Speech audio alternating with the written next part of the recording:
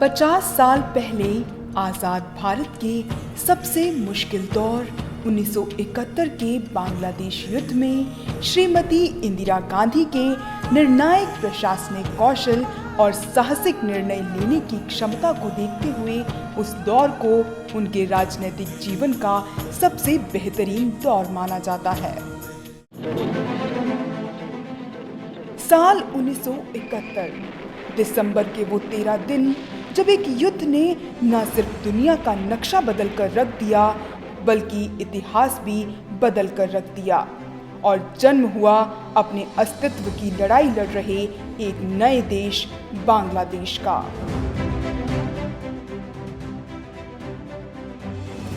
उन्नीस में पाकिस्तान के आम चुनावों में पूर्वी पाकिस्तान के लोकप्रिय नेता शेख मुजीबुर रहमान भारी बहुमत से जीते थे, लेकिन जनादेश को न मानते हुए पश्चिमी पाकिस्तान की सरकार ने शेख मुजीबुर रहमान को गिरफ्तार कर लिया, जिससे पूर्वी पाकिस्तान में विरोध होने लगे और इस विरोध को दबाने के लिए पश्चिमी पाकिस्तान ने एक सुनियोजित व्यवस्थित ढंग से पूर्वी पाकिस्तान पर जुल्म ढाने शुरू कर दिए।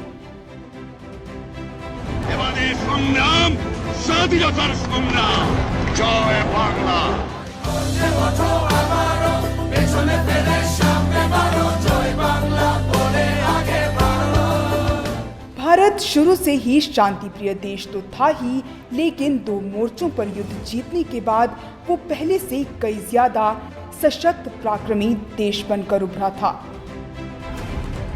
हम समझते हैं कि केवल हम भारत के लिए नहीं लड़ रहे हैं, केवल अपने उसूलों के लिए नहीं लड़ रहे हैं। हम आज सारी दुनिया में जो दबे हैं, सारी दुनिया में जो वर्षों से, आज के नहीं, जो सदियों से दबाए गए हैं, चाहे वो अपने दबाएपन को न पहचान सके, वो अपनी गुलामी को नहीं पहचान सके, लेकिन हम पहचानते हैं और हम जानते हैं कि उससे आज हम नहीं लड़ेंगे तो यही धक्का हमको लगेगा। हम लड़ रहे हैं इस उसूल के लिए कि सब देशों को स्वतंत्र होने का अधिकार है, सब लोगों को अपनी आवाज उठाने का अधिकार है, अगर उन्हें मांगे ठीक मांगे हों। और हमें पूरा विश्वास है कि जब आजादी की आवाज उठती है, न्याय की आवाज उठती है, भाईचारे की आवाज उठती है, तो हमेशा उसी की विजय होती है। पूर्वी पाकिस्तान में शुरू हुई ये लड़ाई थी अपने अधिकारों की, अपनी आजादी की।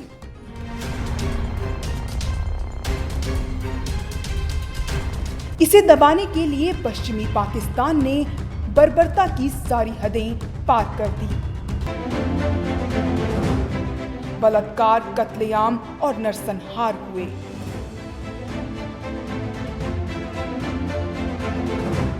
इस दौरान करीब 1 करोड़ शरणार्थियों ने भारत में शरण ली। आप अन्याय और अत्याचार से बचने के लिए अपने देश को छोड़ के हमारे देश आए हैं, लेकिन अन्याय और अत्याचार दूर तब होगा जब लोग वहीं रह के उससे लड़ें। हमारा देश गरीब है, लेकिन तब भी जब कोई कठिनाई में होता है तो हमारे सब लोग चाहे कितने ही गरीब हों, उनकी सहायता करने को तैयार हो जाते हैं। इसीलिए जितना हमसे हो सकता है वो हम करने की कोशिश करेंगे।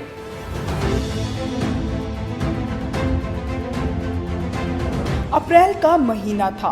पड़ोसी मुल्क की हालत देखकर इंदिरा गांधी काफी परेशान थी।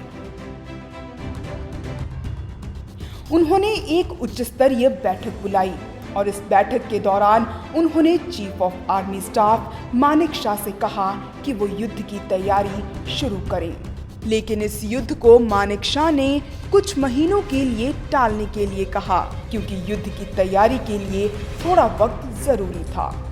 इसके बाद प्रधानमंत्री इंदिरा गांधी एक सही मौके की तलाश में जुट गई।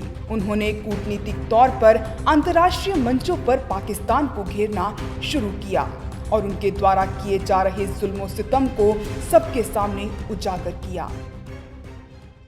Yet after much thought I decided to undertake the journey, and it seemed important in the present situation to meet leaders of other countries for an exchange of views and to put to them the reality of our situation. This assembly and the agencies of the United Nations should, in all that they do, sustain those hopes and promote the causes of peace. We don't have the place, we don't have the money, we don't have the material. We welcome help from outside, but as I said, that if giving help means that people are going to think only of the refugees and forget the main problem, then it will not help the refugees and it will not help India. And of course it will not help Bangladesh either. पश्चिमी देशों के राजनेताओं एवं पत्रकारों ने श्रीमती इंदिरा गांधी के मानवीय दृष्टिकोण को समझने के बजाय दोहरे मापदंड अपनाकर उन्हें घेरने की कोशिश की। एक ऐसे ही मौके पर साक्षात्कार के दौरान श्रीमती इंदिरा गांधी ने अपने दो टूक कड़े शब्दों में जवाब देकर न ही सिर्फ पत्रकार को चुप करा दिया, बल्कि पूरी दुनिया के सामने ये बिल्कुल स्पष्ट कर दिया कि वे आखिर पूर्वी पाकिस्तान के लोगों के साथ क्यों हैं। Well, surely that the massacre there stops, the rape stops, the burning of villages stops. Does that mean we allow a massacre to continue? What happened first? How many people were killed according to your correspondence of British newspapers, of American newspapers, of French newspapers, Canadian newspapers, Arabian newspapers? The massacre began long before there was a single guerrilla. But it's a contribution to quietening the situation, as I say. No, what does quietening mean? Does it mean that we support the genocide? And do you think it can be stopped? Do you think people are going to sit aside and watch their women raped in front of them? And say that, no, we are going to quieten the situation? That's not quietness. That is the worst possible type of war, is the worst possible type of violence. Pakistani हवाई जहाज़ों ने हमारे अमृतसर, पठानकोट, श्रीनगर, अवंतीपुर, उत्तरलाई, जोधपुर, अंबाला और आगरे के हवाई अड्डों पर बमबारी की। मुझे जरा भी संदेह नहीं है कि विजयी भारत की जनता की, भारत की बहादुर सेना की होगी। पाकिस्तान द्वारा युद्ध शुरू करने के बाद ही प्रधानमंत्री श्रीमती इंदिरा गांधी ने भारतीय सेना की एक टुकड़ी को पूर्वी पाकिस्तान की ओर बढ़ने का हुक्म दिया। देश के दो मोर्चों पर एक साथ बिना डरे युद्ध लड़ना और जीतना प्रधानमंत्री इंदिरा गांधी की मजबूत इच्छा शक्ति को दर्शाता है। 16 दिसंबर को तीनों तरफ से घिरने के बाद general A K. Niazi ceasefire के लिए तैयार हुए, पर भारत सरकार के कूटनीतिक दबाव की वजह से उन्हें अपने 93,000 सैनिकों के साथ आत्मसमर्पण के लिए मजबूर होना पड़ा।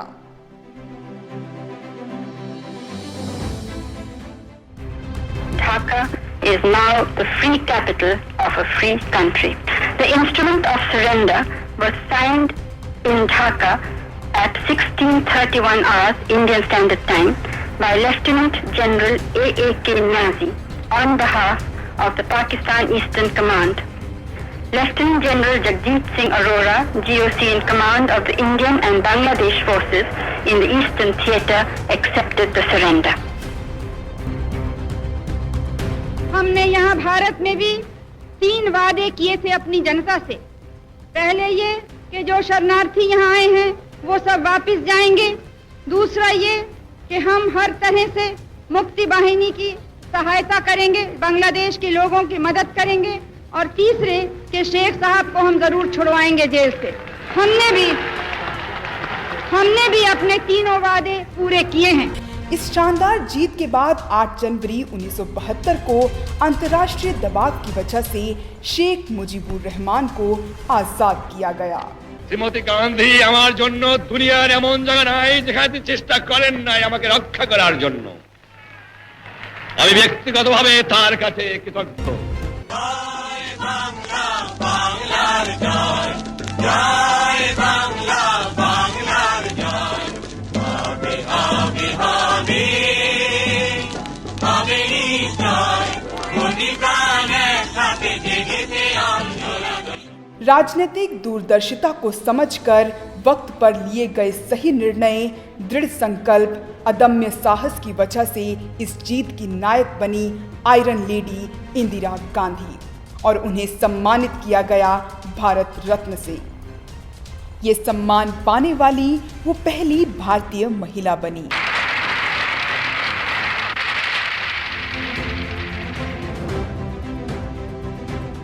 जून 1972 को शिमला में भारत पाकिस्तान की शिखर बैठक हुई।